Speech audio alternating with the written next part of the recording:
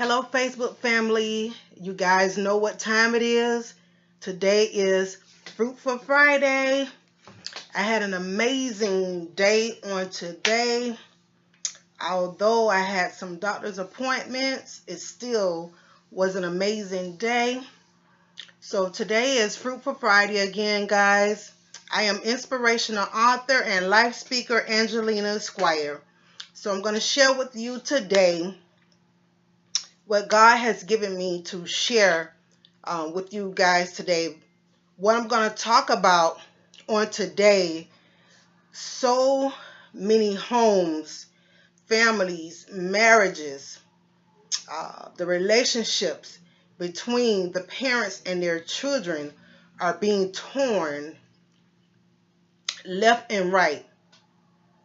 So God gave me something to share, and I know that it's going to bless you guys, because anytime he gives me something, I always receive answers and questions back from someone who are struggling with the same things, and they begin to tell me how something that I said blessed them, it touched them. And this is what Fruitful Friday is all about. It's coming on, sharing and showing the love of God from a non-judgmental place, right? And we talk about different things that people experience throughout their lives. So today we're going to talk about, have your seeds grown up to look like things that you hate, things that you don't approve of? And when I talk about your seeds, I'm talking about your children. I'm talking about your sons and your daughters. So have they grown up? Are they doing things that you hate? Are they doing things that you told them not to do? And we're going to talk about some of the reasons why this could actually be happening. There are so many homes and marriages that desperately need healing. But that house, the people that live within that home, how can they be healed? The thing is, they can't be healed, or that home cannot be healed until the people that live there become healed, right? But what's unblocking that home from being a peaceful place? What's blocking those families from receiving the healing that they need within their homes?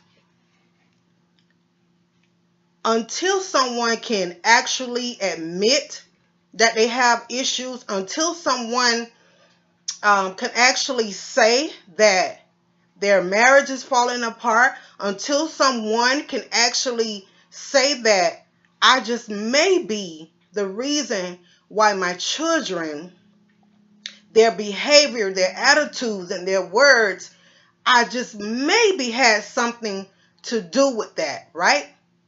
That's truth. And we know truth can only come by when we're honest about what we have done. Sometimes it's extremely hard for people to admit that they have issues, or that perhaps some of the things that they have done before their loved ones, it's hard for them to admit it, because this environment, their home, which is filled with strife and anger and back and forth, non-life producing words, have now become a normacy to them. It's like they almost have day in and day out a bad expectation of each other, because this is normalcy to them every day. You have become comfortable in that negative space. think with me for a moment, how much better can your life be, or someone that you know, if perhaps you can begin to visualize having a better life? Even if you can just think that for a moment, in spite of what you're going through. But we all know that the enemy is the one that prevents us from seeing that. You know, a lot of times when we're going through so much pain, so much hurt, so much rage, all we can visualize or see and hear is what's occurring at that time. We feel like we're just trapped there, and there's no way of getting around that bad place, right? When you're comfortable and dabbling in mess, we know that in order to admit this mess, it requires, again, like I just told you, you have to be honest with yourself first. You have to own it, right? You have to face yourself truthfully. No longer lying or hiding behind that mess, those issues, right? Again, honesty does not feel good at first, because you will have to actually say, it's me, God. It's me, God. For some of you, you may have to say, God, it was me. I blew all of my family money up on drugs or alcohol. Now we're being evicted. And instead of you owning that your bad habits have depleted your finances, now you're in this situation, you begin to blame everyone else around you but yourself.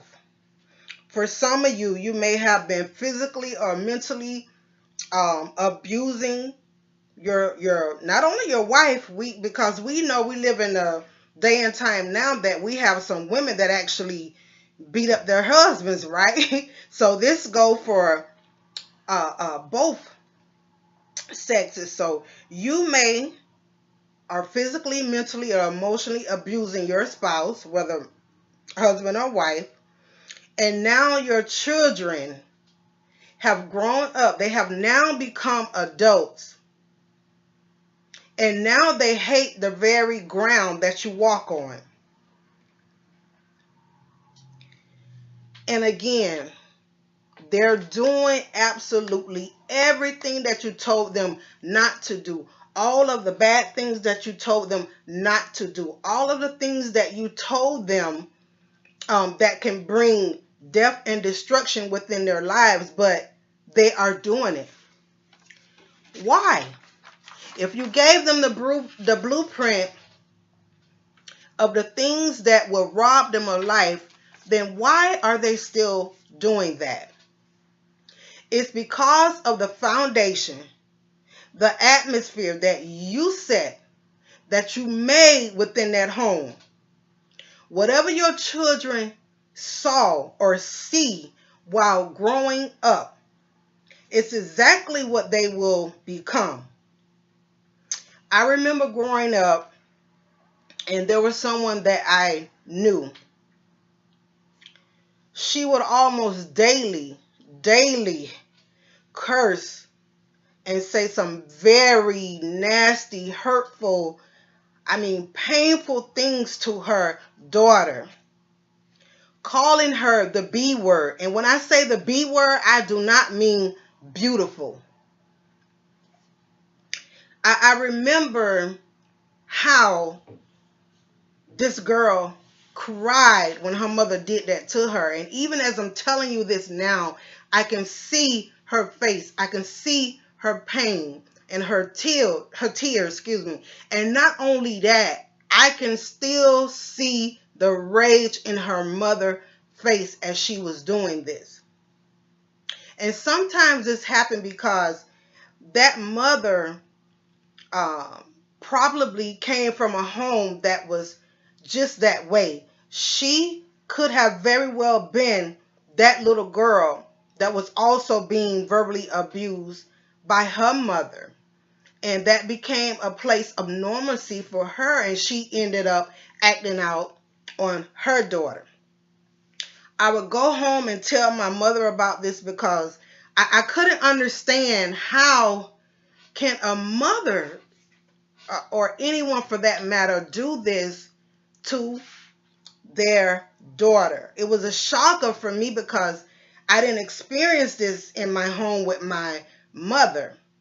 Even when I did things that I knew my mother frowned on, and things that she didn't approve of, she still chastised me, but within a loving way. That's what I'm trying to get you guys to see during this video, is that we can parent our children. We can chastise our children. We can talk to them in lovingly ways, right? But if you're that adult who don't know how to do that, then you can't do it. If you are that adult who was once this child who grew up in an environment like I'm talking about, then you're not able to deal with that, right?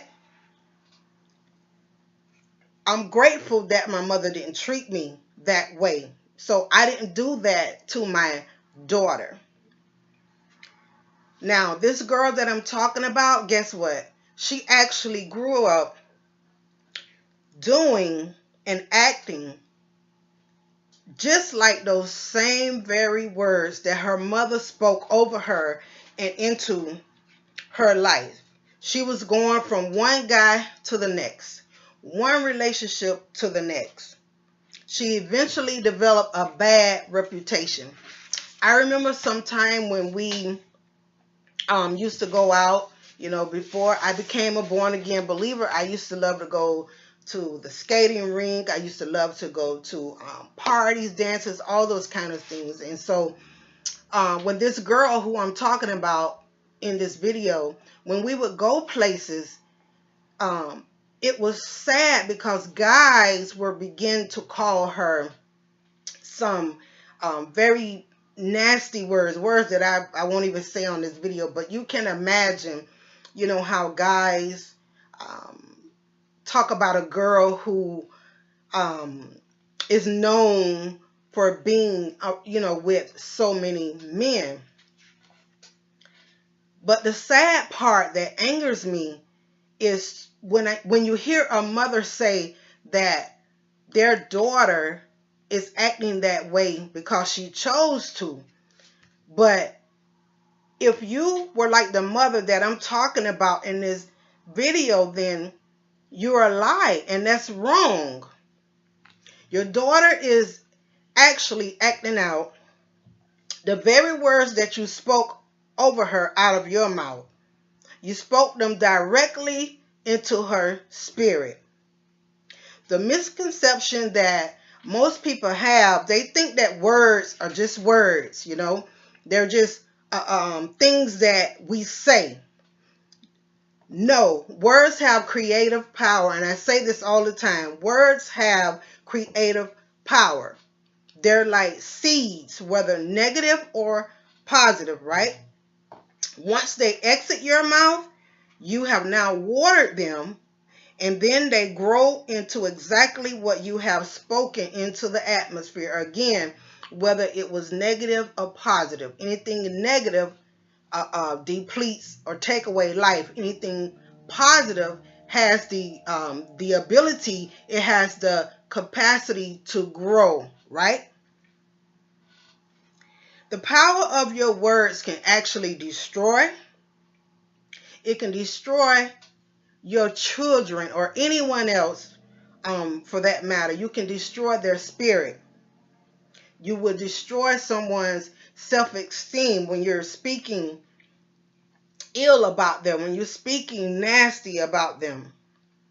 You're inflicting wounds into them.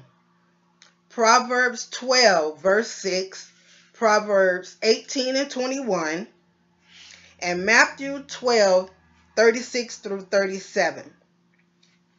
Our words have the power to destroy or to build up. Another point, honesty to our children. You know, we have to acknowledge that sometimes that as parents we get caught up with life. Like everyday adult stuff. We get caught up with getting the kids prepared for school, packing lunches, fixing breakfast, driving to work, all these kind of things. You're worrying about all of the bills and so much that we have, not intentionally, but we sometimes may have had a moment where we didn't do such a good job at articulating to our children that we really do actually love them, right? We may not have said it to them as much. We may not have told them, I love you. And not only just telling them this when they have done something good. Can you actually say that even when your children have done something you didn't like, have you been able to still tell them, I love you in spite of, right? And it's okay to admit if you have, because you can start now. I know how the enemy can get into someone's mindset and begin to tell you, oh, it's too late. You know, you messed up your children's life, or you messed up someone's life because it happened for so long. Now they have become adults. You may be saying some good things to them right now, but they are not accepting your words now. And now you have become frustrated because now you want to try to make things right. But now the children or the person who you have hurt, they don't want to hear anything that you have to say. And why is that? It's because they have trust issues. And it's a heart thing. It's a heart thing. Because when you have made promises to someone over and over and over again that you're going to give them the love that they should have, or that you're going to stop drinking, or you're going to stop doing drugs, or you're going to stop beating your spouse, you're going to stop living this way in front of them, and every time you say this, you continue going on in the same path. So now that has become a normalcy for them, right? So they don't believe you, and you may very well be truthful this time, but they can't receive it because their heart has been damaged. Their trust has been broken. And yes, you're going to be frustrated, but you have to give them time. You have to realize the damage that you have done. And this is a part of the process. This is some of the bad seed, the seed that you have sown. So you have to allow them their time to heal. Life point. Words have creative power. Words have creative power. Your words become action. Again, if it's negative, it produces after that kind. If it's positive, it's going to grow also into that kind.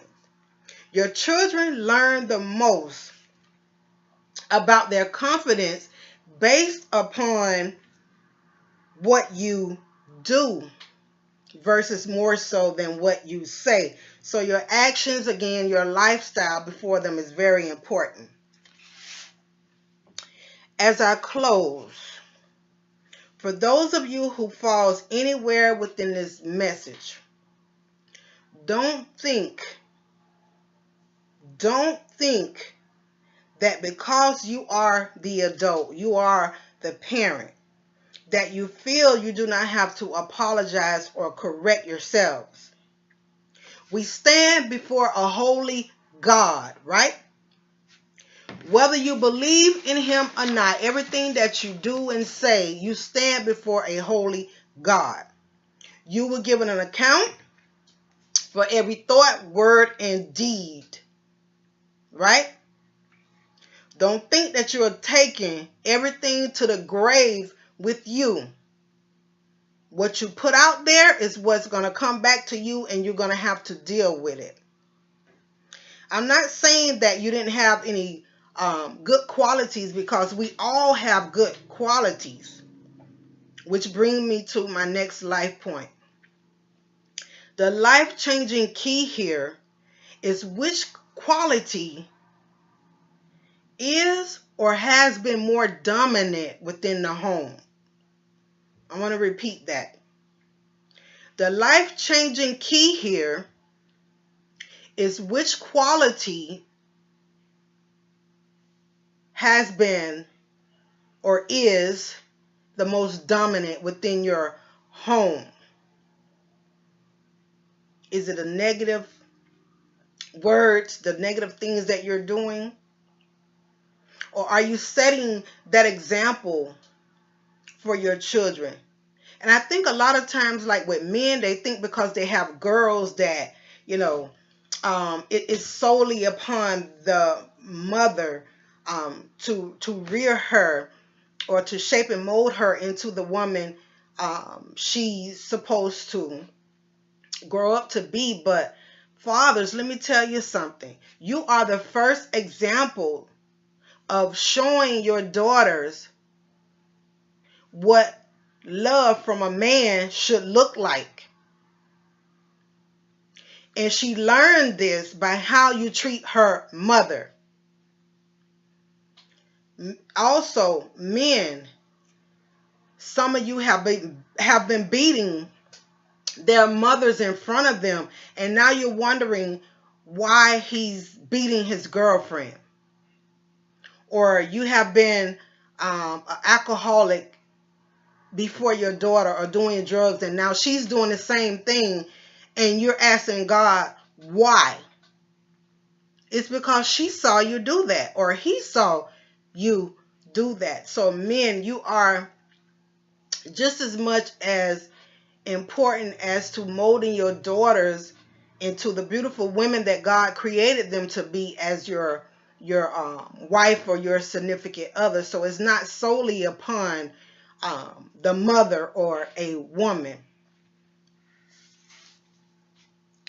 Some of you right now, you are adults. You're grown. You're no longer a child, but you are carrying around pain. So much pain. And this pain you're carrying around, some of you, is from your childhood. So I speak to that grown man today, but I speak into that wounded little boy. I speak to this woman today, but I speak to that wounded little girl. You have to give it to God. Whatever it is, you have to give it to God. That's the only way that you and I can live in his fullness. We have to totally give everything to him. Totally to everything to him. Are you going to remain this adult walking around, but you're carrying inside this little boy that has so much pain, or that little girl that has so much pain, and you're inflicting that same pain upon your children? Will you be made whole? And before I close, I just wanted to say, my father was a very loving father. He died of lung cancer, and he was an alcoholic. I said this before, and as I grew up seeing that, I ended up doing the same things. And also in my life, when I was younger, I was going from one guy to the next, and I didn't understand why. It took me until my adult years to realize that all I was really looking for was the love from my father. I know now that he loves me. See, parents, you have to know it's not all about you paying bills or putting clothes on their backs or having a shelter over them. No, they need to see that you love them. They need to feel that you love them. They need to hear it. I never heard those words, so all I can focus on when I was growing up was the drinking, the verbal abuse that we witnessed, during our growing up. But I thank God for really opening that wound for me to really see what was causing me my pain, because that allowed me to finally see that he loved me, but he had issues. So I was able to love my father. And one particular night, he said that he didn't want to leave our home because he was resting so nice. And all I wanted from my father so many years was just to have quality daughter time. So when he said that, and I'm talking now, I was an adult in my own home, my husband and my children, to have my dad to lay in the bed and say to me that he was going to stay at my home, let me tell you something. In that moment, I felt like this little girl finally got her daddy to herself. I didn't see cancer. I didn't see death. All I saw was this little girl finally had a father to herself. So when my dad said that, I turned around and I said, yes. And he said, what you said, baby girl? That's what he called me. I said, oh, nothing, daddy. But I believe that he knew in that moment what had actually taken place. So I just gave that to let you guys know how important it is for parents to really love your children. Show them. That's the only way that they're going to grow up to be responsible adults. That's the only way they're going to be able to grow up and make good decisions for their lives, right? Because everything that you do, you're setting the example. You're their first role models, right? God bless you all, and know that in his presence you will find rest from all of your pain. I pray that your hearts be renewed on today. I pray that you finally get it, that God loves you and he will never leave you in your pain. He will never leave you in your loneliness. He will bind up your wounded hearts and lovingly and gently remove your scars so that you can be whole and at peace with yourselves and peace towards those who have hurt you greatly. May God open up your eyes, and I just pray that if you are a parent that I have been talking about today and you was like this mother that verbally abused her daughter, it's not too late. But the example first begins to you. If you're still that way, you have not changed, let her see that change. Don't allow her to go on in life with that negative image, or him grow up in his life with that negative image that they had about you. And I know I illustrated about a mother, but this message is for fathers as well. Any caregiver that's raising children, this message fit all of us. All of us. So let's get our families right. Let's no longer allow the enemy a foothold to come in and destroy what does not belong to him. So I thank you guys for watching me on this Fruitful Friday. May you all be blessed and enjoy your day. I will see you guys next time on another Fruitful Friday. Be blessed, you guys. Love you so very much.